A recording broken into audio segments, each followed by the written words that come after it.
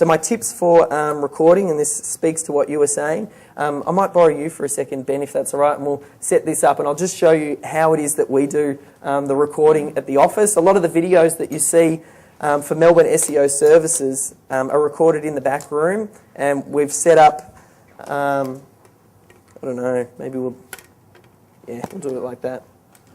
Yeah, and then pretend like I'm standing here. And I pretty much just stand in the back of, in front of like this little drop sheet.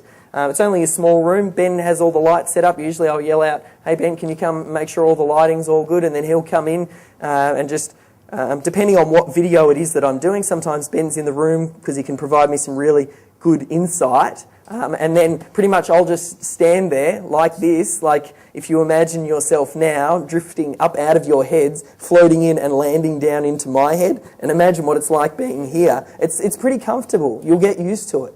And behind the video here, you might have a whiteboard. I usually have a whiteboard about eye height. I didn't want to bring that in. It wouldn't fit in the car.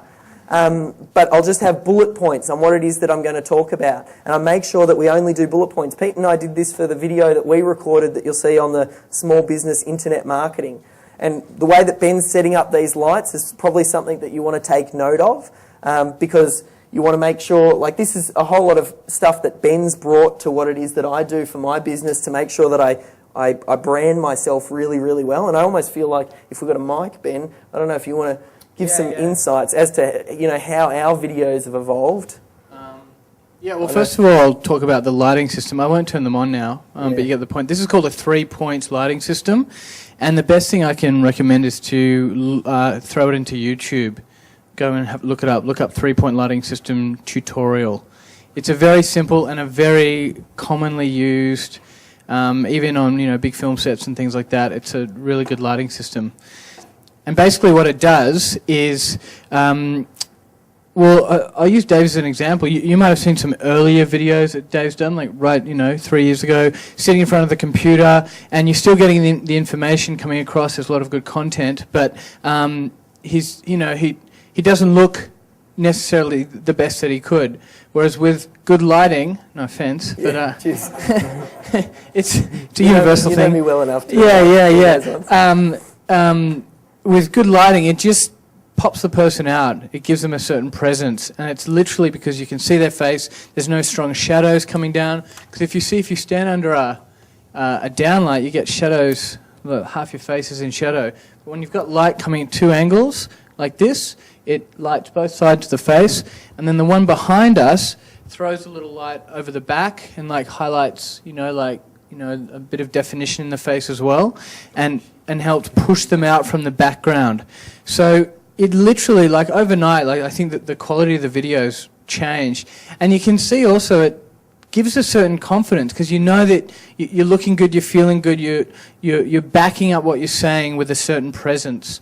And so that's why we set it up. And you can do it anywhere. I mean, it's a bit of a luxury here. We've got more room than we do in the back room kind of thing. But Dave's managed to set up a little screen, like a black backdrop in the background, and we just work the lights and make it work. And the camera literally isn't we're not here, it's kind of here.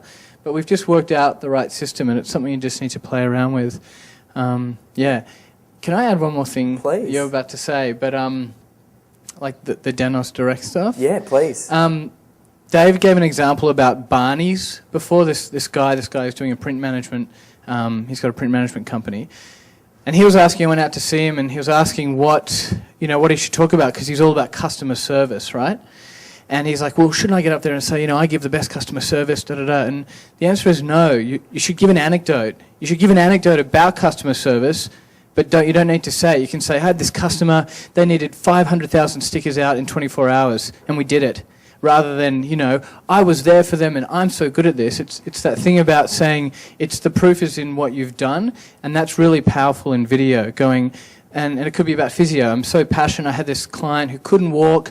They had a repetitive injury, and I tried this technique that I learned on the internet or whatever, and then that's the winning thing. And so there's that authenticity rather than going, I'm great at this. It's more about the proof is in. It's almost you giving a case study or a testimonial without the person. So that's all I have to say about that. Perfect. I'll leave it. Do you want to get rid of this? Yes, please. Thank you.